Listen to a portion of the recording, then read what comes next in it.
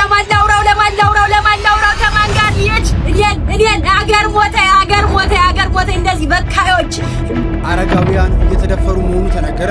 ሪፖርተር ጋዜጣ ባጋራው መረጃ አረጋውያን በልጆቻቸው በልጆቻቸው በጎረቤታቸውና ይቅርባቸው ሰው ይደፈራሉ።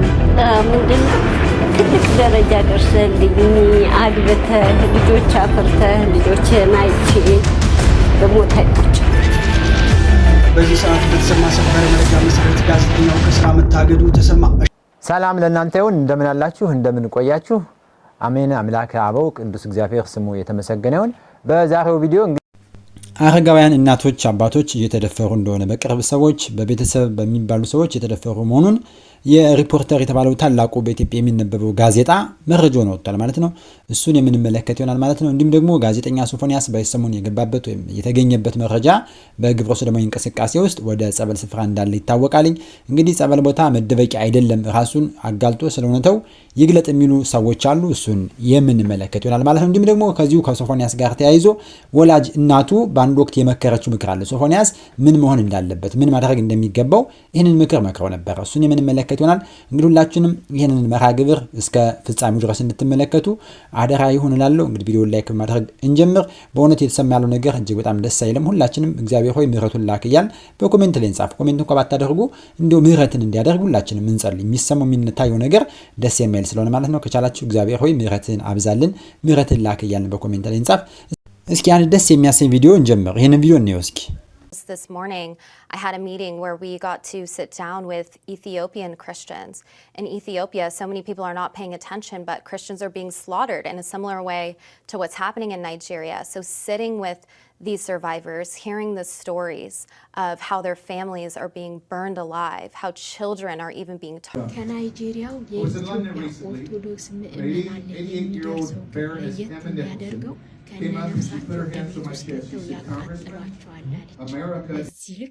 ህመማችን ጩኸታችን ተሰማ። ዓለም አቀፍ የሚዲያ ንቅናቄው እንደነዚህ አይነቶች መልሶችን ይዞ መጥቷል። እግዚአብሔር የተመሰገነ ይሁን። እንኳን አይደለም እንደዚህ በትንሽ ሰዎች ተሰርቶበት አይደለም በተቋም ደረጃ ቢሰራበት በእንደዚህ አይነት አጭር ጊዜ ውስጥ አንድ ወር ባልሞላ ጊዜ ውስጥ ይሄንን ውጤት ማምጣት አይቻልምና ይሄን ላደረገልን እግዚአብሔር ይመስገን። ይሄ መንፈስ ቅዱስ የሰራው ስራ ወይም አሁን እየተደረገ ያለውን ድርጊት እግዚአብሔር በአንድም በሌላም ምክንያት በሰዎች ላይ ተጠቅሞ የምዕመናኑ ጩኸት ሰምቷልና እግዚአብሔር ይመስገን። ትላንትና በነበረው ቆይታ እንደምትመለከቱት ለዓለም እንዲሰማ ሆኗል ድምጻችን። የተለያዩ የአሜሪካ ባለስልጣኖች ሚዲያዎች እየዘገቡት ነው የሚገኙት። እግዚአብሔር ይመስገን። ይሄ ብቻ ሳይሆን ደግሞ ብዙ እንግዲህ እዚህ ጋር የማይነገሩ ብዙ ነገሮችን እንጠብቃለን። አሁንም እንሰራለን። ፍትህ በአርሲ ስለሚገደሉ ኦርቶዶክሳውያን በዚህ ጉዳይ ላይ ከፊት የቀደማችሁ ወንድሞች፣ እህቶች እንዲሁም ኮሚቴዎች ከልብ እናመሰግናለን። አፌ ራሱ መናገር አቃታ ስላት በእውነት የአርሲ ጩኸታችን የአርሲ ኦርቶዶክሳውያን ጩኸት በአንድ ወቅት ተጮሆ የተረሳ አይደለም። ባይሰሞን በዚህ 2-3 ቀን ዝም የተባለ ይሁን እንጂ ነገር ግን ታላላቅ ሰዎች በተለይ በብፁዕ አቡነ ሉቃስና በሌሎችም ቀሳውስት በነ ሳሙኤል በሌሎችም በነ ዲያቆን አሸናፊ የተመራ ቡድን ወደ አሜሪካ ሴናተር ገብቶ በአርሲ የተደረገውን ቃጠሎ፣ ግድያ፣ ሞት፣ ግፍ አሳይቷል። ቪዲዮን አሰቃቂው ቪዲዮ ሁሉ አይተዋል። እጅግ በጣም አዝነዋል። ከናይጄሪያ ቦኮ ሃራም ከሚፈጽመው ግድያና ሞት የዘገነነ ነገር በኢትዮጵያ አይተናል ብለዋል። በዚህም ግን ለውጥ እንደሚመጣና ቀጣይ ደግሞ በ2 ቀናት ውስጥ በኋላ ከዋይት ሃውስ ገብተው እንደሚዋዩ ዶናልድ ትራምፕ ባለበትም ሊዋዩ እንደሚችሉ እየተነገረ ነው። እጅግ በጣም ደስ የሚል ነው። እንኳን ደስ ያላችሁ። በእውነት ይሄ ጩኸታችን አሁንም መቀጠል መቻል አለበት። እንግዲህ በትልልቅ ሚዲያ እንኳን እየተነገረ ይገኛል ማለት ነው። እስኪ ይህንን ጉዳይ ደግሞ እንየው። አረጋውያን እየተደፈሩ መሆኑ ተነገረ። ሪፖርተር ጋዜጣ ባጋራው መረጃ አረጋውያን በልጆቻቸው በልጅ ልጆቻቸው በጎረቤታቸውና የቅርብ ባሉት ሰው ይደፈራሉ። እኔም በልጄ በተደጋጋሚ ጊዜያት ተደፍሬያለሁ ያሉት በአዲስ አበባ ከተማ ነዋሪ የሆኑት የ3 ልጆች እናት የሆኑት የ63 ዓመቷ አዛውንት ናቸው። ትልቁና በሙያ ዘርፍ የተመረቀው የመጀመሪያ ልጄ ጥቃት ሲፈጽምብኝ ቆይቷል። እንደ ጫት፣ ሲጋራ፣ መጠጥ ያሉ ሱሶች ያሉበት የሚሉት እናት እሳቸው ግልጽ ሆኖ የደረሰባቸውን ጥቃት ተናገሩ እንጂ ጥቂት የማይባሉ አረጋውያን ወሲባዊ ጥቃት እየተፈጸመባቸው ለማንም እንደማይተነፍሱ ገልጸዋል። ልጃቸው እሳቸው መድፈር ሲጀምር እድሜያቸው 55 አካባቢ የነበረ ሲሆን ድርጊቱን በተደጋጋሚ ሲፈጽምባቸው ለፖሊስ አመልክተው እንዲታሰርና ከቤት እንዲወጣ እንደተደረገ፣ ነገር ግን አሁን ላይ ልጃቸው ይሙት ይኑር የሚያውቁት ነገር እንደሌለ እኚህ እናት መናገራቸውን ሪፖርተር አስነብቧል። አውጣኝ አውጣኝ እንዳለችው እንደዚያች እንስሳ ሁላችንም እንደው ከእንዲህ ያለ ክፉ መዓት መከራ አደገኛ ነገር ሁሉ አውጣኝ ማለት ሳይሻል አይቀርም። ሁላችንም እባካችሁ እግዚአብሔር ምሕረትን ላክ እያልን እንጸልይ። እንግዲህ ከሃይማኖት ያስወጡናል። ሰው ብዙ ጊዜ ወደ ሃይማኖት እንደመጣ ሃይማኖት እንደማይጠቅም ይሰበካል። ሃይማኖት እንደማይረባ እያደረጉ ይሰብካሉ። በተለይ ኦርቶዶክስ ቤተክርስቲያን ይህን ስለምትቃወም ግብረ ገብ ስለምታስተምር ሰው በጾም በጸሎት እንዲተጋ ስለምታደርግ ሃይማኖትን ያንቋሽሻሉ። ሃይማኖት እንዲጠላ ያደርጋል። ሰው ከሃይማኖት እንዲለይ ያደርጋሉ። ከዛ እንዲህ ያለ በሃይማኖት ኃጢአት በሀገር ደግሞ እንደ ሀገር እንደ ህገ መንግስት ወንጀል የሆነ ነገር እንደ ባህል ደግሞ ነውር የሆነ ነገሮች ይፈጸማሉ ማለትና ከእንዲህ ያለ ነገሮች እንድንቆጠብ አውጣን ማለቱ መጸለዩ ሳይሻል አይቀርም። እግዚአብሔር በምህረቱ ካልተዘከረና ይሄን ሰው ሊያቆሙ ይችላል ብዬ እኔ አላምንም። በቅጣት በእስር የሚመጡ ነገሮች ስለማይሆኑ ማለት ነው። መንግስት ግን ያለውን ነገር በእርግጥ ዙሮ ህግ ማስከበሩ የተሻለ ስለሚሆን ማለት ነው። የጋዜጠኛ ሶፎንያስ እናት ወላጅ እናቱ በአንድ ወቅት የመከረችው ምክር ምንድን ነው? እስኪ ቪዲዮ ላሳያችሁ። ትልቅ ደረጃ ደርሰልኝ አግብተህ ልጆች አፍርተህ ልጆችን አይቼ በሞት አይቆጭም። እንግዲህ ላገባል አግባ እውነት እንዳትሞኝ ሶፎንያስ፣ እንደመከርኩ እግዚአብሔር የሰጠህን ብቻ አግባ።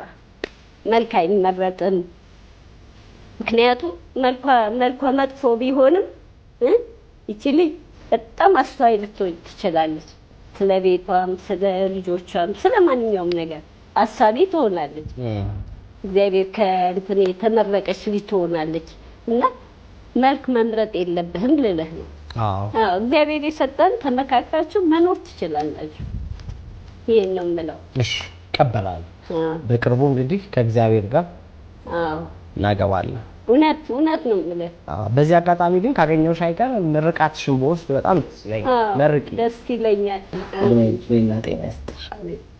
አሁንም ጤና እድሜና ጤና ይስጥ። አሜን። ፍሬ ይስጥ። አብዝቶ ይስጥ። አይዞህ ይሄን ልጅ ይስጥ። አሜን። እኚህ እናት ምን ይውጣቸው ይሁን? ይሄን ታሪክ ሲሰሙ ይሄን ጉድ ሲሰሙ ምን ይሆን ይሁን? ያሳዝናል እኮ እውነት። መክረው መልክ እንዳታይ የእናት ምክር በቃ ሰብስፍ የሚያደርግ እውነተኛ የእናት ምክር፣ የኢትዮጵያውያን እናት ምክር፣ አንድ እናት ለልጇ የምትመክረው ምክር። ልጆች ወልደ አግብተ ማየት ነው የምፈልገው። ግን ምን አይነት ዓለም ውስጥ ነው እሱ ያለው? እግዚአብሔር ምሕረቱን ይላክለት፣ በእውነት ምሕረቱን ይላክለት፣ ይቅርታውን ቸርነቱን ከዚህ ክፉ መንፈስ ከዚህ ክፉ ጋኔን ያላቅ። መጸለይ ነው ያለብን። እንዲህ አይነት ነገሮች መጸለይ ነው ያለብን። ትናንትና ዕለት በማህበራዊ ሚዲያ በሰፊው እንደተመለከታችሁት ጋዜጠኛ ሶፎንያስ የተባለው ግለሰብ ከተመሳሳይ ጾታ ጋር በተያያዘ እጅግ በጣም የሚያስደነግጥ መረጃ በዩቲዩብ እና በተለያዩ ሶሻል ሚዲያዎች መረጃ ሲወጣበት ነበረ። ታዲያ ዛሬ እሱ ሲሰራበት የነበረ የአሻም ሚዲያ ትሬዲንግ ጥያቄ አቅርቦለን ነበር። ይህ የአሻም ሚዲያ ትሬዲንግ የራሱ ኦዲቶሪያል ህግ አለው። ከዛም ባለፈ ደግሞ የማህበረሰቡን እሴት ተላልፈሃልና ይህንን ጥያቄ መልስ ብሎ ጥያቄ ሲያቀርብለት ጋዜጠኛው ግን መልሶ ጸበል ራሴን ለማረምና ለማስተካከል ገብቻለሁ የሚል መልስ መልሷል። እንደምታውቁት ከሳምንት በፊት የነበረ የቲክቶክ ክሬቲቭ አዋርድ ሽልማት ላይ ማህበረሰቡን እሴት ያልተከተለ አለባበስ ለብሰዋል ሲል የፌዴራል ፖሊስ 5 ተጠርጣሪዎችን በቁጥጥር ስር አውሎ ጥያቄ እየጠየቃቸው እንደሆነ ዛሬ የሰማነው ተመሳሳይ መረጃ ይገልጽልናል። ይሄ ግለሰብ ደግሞ ከጋዜጠኝነት ሙያው ባፈነገጠ መልኩ ታዋቂነቱን በመጠቀም ወጣቶችን ለመባለግ ተመሳሳይ ጾታ ድርጊትን ለመፈጸም ከአዲስ አበባ አዳማ ድረስ መጓዙን በቪዲዮ በድምፅና በምስል ማስረጃ እንግዲህ ተመልክተናል። ታዲያ ይሄ ሰው ጸበል መግባቱ ራሱን ችሎ ችግር ነው ባለልም እኔ እግዚአብሔር ሊለውጥ ሊቀይር ይችላል ብዬ ስለማስብ፣ ነገር ግን በህግ ደግሞ አግባብ መጠየቅ አለበት ብዬ አስባለሁ። ሳናውቅ ምን ያህል ሰዎችን አበላሽቶ ምን ያህል ሰዎችን በእንደዚህ አይነት ነገር በክሎ እንደሆነ ሁሉን የሚያየው እግዚአብሔር ነው የሚያውቀው፣ በዚህ ሰውዬ ዘንድ የተፈጸመውን ድርጊት ማለት ነው። ከዛም ባለፈ ደግሞ የዚህ ሰውዬ በህግ ከለላ መዋልና በህግ ተጠያቂ መሆኑ ይህንን ተመሳሳይ ድርጊት እያደረጉ ተደብቀው በጣም ብዙዎችን የሚበክሉ በገንዘባቸው በአቅማቸው አቅመ ደካሞችን ወጣቶችን ህፃናትን የሚያበላሹ የተመሳሳይ ጾታ ልክፍት ውስጥ ያሉ ሰዎች ኢትዮጵያ የምትባል ሀገር ውስጥ እንደዚህ አይነት ነውረኝነት ተፈቅዶ በአደባባይም ሆነ በስውር ማድረግ እጅግ ጽዩፍ መሆኑን መረዳት አለባቸው በዚህ ሰውዬ መቀጣት ወይም በዚህ ሰውዬ በህግ መጠየቅ በኩል ማለት ነው በህግ እንድትይዙት ነገሩን እንድታጠብቁ ኢትዮጵያ የራሷ የሆነ ህግ አላት ይሄን ነገር አትቀበልም እንደ ማህበረሰብም እንደ ህግም ይሄንን ድርጊት አትቀበልም ኢትዮጵያ እሰይ የሚያስብል ነው ነገር ግን አሁንም ጠንካራ የህግ አካሄድን ልንከተል ይገባል ብዬ አስባለሁ ምክንያቱም ትውልድን የሚያቀነጭር ትውልድን ወደ ኋላ የሚያስቀር ሰው ልማታዊ እንዳይሆን የበለጠ ክሬቲቭ እንዳይሆን የፈጠራ ሙያውን የሚገል ሰው በስጋትና በሰቀቀን እንዲኖር የሚያደርግ ከሃይማኖታችን ከባህላችን ከወጋችን የተጣላ አጋንንታዊ ሰይጣናዊ ድርጊት ስለሆነ ሁላችንም ይህ ሰው በህግ እንዲጠየቅም ጥሪ ማቅረብ አለብን ብዬ አስባለሁ ሰላም ሁኑ በዚህ ሰዓት በተሰማ ሰበር መረጃ መሰረት ጋዜጠኛው ከስራ መታገዱ ተሰማ። አሻም ሚዲያ ከጋዜጠኛ ሶፎንያስ ዋሲሁን ጋር የነበረው የስራ ውል በይፋ ማቋረጡን አስታውቋል። ውሳኔው የተላለፈው በጋዜጠኛው ላይ በማህበራዊ ሚዲያ የተሰራጨው ከኢትዮጵያዊነት ባህል፣ ወግ እንዲሁም ደግሞ ሃይማኖት ያፈነገጠ ተግባር የሚያሳይ መረጃ ተከትሎ መሆኑ ነው የተገለጸው። ድርጅቱ ጋዜጠኛ ሶፎንያስ ዋሲሁንን በኮንትራት ውል የዜና አቅራቢና የሶፊ ሾው የመዝናኛ ዝግጅት አዘጋጅና አቅራቢ እንደነበር ገልጿል። ታዲያ አሻም ሚዲያ ይህንን መረጃ ተከትሎ ሶፎንያስን ማብራሪያ ቢጠይቀውም ጋዜጠኛው አሁን ራሴን ለማስተካከል ለማከም ጸበል ገብቻለሁ ከሚል አጭር ምላሽ ውጪ ሌላ ተጨማሪ ማብራሪያ ለመስጠት ፈቃደኛ አልሆነም ሲል አሻም በመግለጫው አስታውቋል። እናንተስ በዚህ ጉዳይ ምን ትላላችሁ? ሐሳባችሁን አጋሩ። በሃይማኖት ኃጢያት፣ በህግ ደግሞ ወንጀል፣ በባህል ነውር የሆነው ይሄ ሶዶማዊነት እንቅስቃሴ በኢትዮጵያ ውስጥ በጣም ቁጥራቸው ከዕለት ዕለት እየበዛው ነው። በሁሉም ከተሞች አለ ይሄ እንቅስቃሴ። ስለዚህ እነዚህ ሰዎች አሁን ላይ እንግዲህ እያደረጉ ያሉት ነገር ምን እንደ አይነት ተቃውሞ የሚያነሱን ሰዎች ከቲክታክም ከዩቲዩብም ያዘጋሉ። ቲክቶክም ለምሳሌ ወንድማችን ገብረየስ በቲክቶክ በጣም ብዙ ጊዜ ይቃወማቸዋል። ከሶፎንያስም በፊት ብዙ መረጃዎች ያወጣልኝ የሱን ወንድማችን የቲክቶክ አካውንት አዘግቶትበታል በተደጋሚ። አሁን ሶስተኛ ከፍቷልኝ። እንዲህ የሚያደርጉ ሰዎች አሉ። በዚህ ጉዳይ እነዚህ ሰዎች መያዛቸው ወይም ደግሞ አሻም ቴሌቪዥን ይህን ጋዜጠኛ ከስራ ማገዱ ትክክል ነው የሚል ሐሳብ ያለኝ። እናንተ ምን ትላላችሁ? በዙሪያ እስኪ ሐሳባችሁን አጋሩ። በወንጀል መጠየቅም ትክክለኛ ነገር ይሆናል ማለት ምክንያቱም እንደ ህግ ነውር ወንጀል ስለሆነ ማለት ነው። በህጋችን አንፃር ወንጀል ነው፣ በሃይማኖት ደግሞ ኃጢያት ስለሆነ ማለት ነው። እንግዲህ ይሄንን ግለሰብ ተመልክቶ አንድ የመከላከያ አባል ግብረ ሰዶማውያንን ከኢትዮጵያ ውስጥ አጠፋለሁ ወይም ደግሞ ግብረ ሰዶማዊ ሆኖ የተገኘ ኢትዮጵያ ሁሉ አንቄ ነው የምገለው አለቃቸውም፣ እንደ ህግ ለሞትኩላት ደሜን ለምናፈስላት ሀገራችን በዚህ እንድትጠራ አልፈልግም ብሎ የመከላከያ ሰራዊት ሰዶማውያንን አብዝቶ እየተቃወመ አሳድዳቸዋለሁ ሲል ይሰማል። እስኪ ነው ቪዲዮ ልናየው። ግብረ ሰዶማውያን እንቃወማለን፣ እንጸልይላቸው ወዶ አይደለም እነሱም እኮ በሁኔታው ተጠምደው ነው አዲክትድ ሆነው ነው ምናምን ነገር እያላችሁ ወደ ሁኔታው የመሳብ የመሽለጥለጥ አይነት ሁኔታ የምታራምዱ አንዳንድ ኢትዮጵያውያኖች ማለት ሃይማኖት አስመሳዮች ብታርፉ ይሻላል ማለት። እኔ ግን በጣም ነው የምጸየፋቸው። አሁን ምንም ወሬ ማብዛት አያስፈልግም። አድራሻውን ብቻ ኮሜንት ላይ ተጽፍልኛለህ ያለበት ድረስ እየሄድኩ እንደዚህ ከእንትኑ ጀምሬ እስከ ጉሮሮ ድረስ እተረክክለታለሁ ማለት። የነዚህ የግብረ ሰዶሞችን ጉዳይ አንስተን እንቃወማለን፣ ከሀገራችን ላይ ይጥፉ፣ እንደዚህ እናርጋቸው፣ ሱቃቸውን ትንጋ ነው የሚዝናኑት እናዘጋባቸው ብለን ብዙ ነገር ፈጅተናል። እኔም ቪዲዮ ሰርቻለሁ። ግን የኛ ባህሪ እንደሆነ እንወድሃለን ኮመንቱን ምንድነው እነዚህ ሰዎች እንቃወማቸዋለን ብለን ከምናጠፋቸው ይልቅ ወንጌል ሰርተንላቸው እንደሚለወጡ ማሳያ አዝብለሽ ይጀል። አዎ እናጠፋቸዋለን። አለቀ። በእውነት ያሳፍራል። የኛ የኢትዮጵያ ልጆች እኛ የአባቶቻችን ልጆች መጤ በሆነ ባህል ተጠምደን የእውነት ምን ያህል ግን ዲያብሎስ ራሳችንን እንደተቆጣጠረን ምን ያህል ኃጢአት እንዳሰከረን በእውነት በጣም ነው የሚያሳፍረው። የእውነት ይህንን ዝም የምንለው ጉዳይ አይደለም። ሆ ብለን በእውነት ልጆች ያለን ሰዎች ነገን እንፈራለን። በቃ ነገ እንዴት ብለን ነው ልጆቻችንን አምነን ትምህርት ቤት በምንልክበት ቦታ በማንኛውም ቦታ ላይ ልጆቻችን ምን ይገጥማቸዋል ብለን በጭንቀት ልናልቅ ነው? ወይም ደግሞ ልጆቻችን ላይ በሰራነው ነገር እኮ እምነት እንዳይኖረን። ምክንያቱም አብዛኛው ሰው እንደ ቀልድ ያየው ነገር ፍሬ አፍርቶ ዛሬ በጣም በሚያሳፍር መንገድ ነገሮች ማየት ጀመርን። እኔ በጣም ነው ልብ ያዘነው በእውነት ለመናገር። ስክሪን ላይ ስሜቴን መግለጽ አልፈልግም እንጂ መቼስ በሬን ዘግቼ አለቅሳለሁ። የእውነት እግዚአብሔር ይማረን። በጣም ነው የሚያሳፍረው። ሁሉን ነገር እንደ ቀልድ አይተን በጣም የሚዘገንን ነገር ደግሞ ወደ መመልከት ደረስ። እግዚአብሔር ብቻ ይማረን።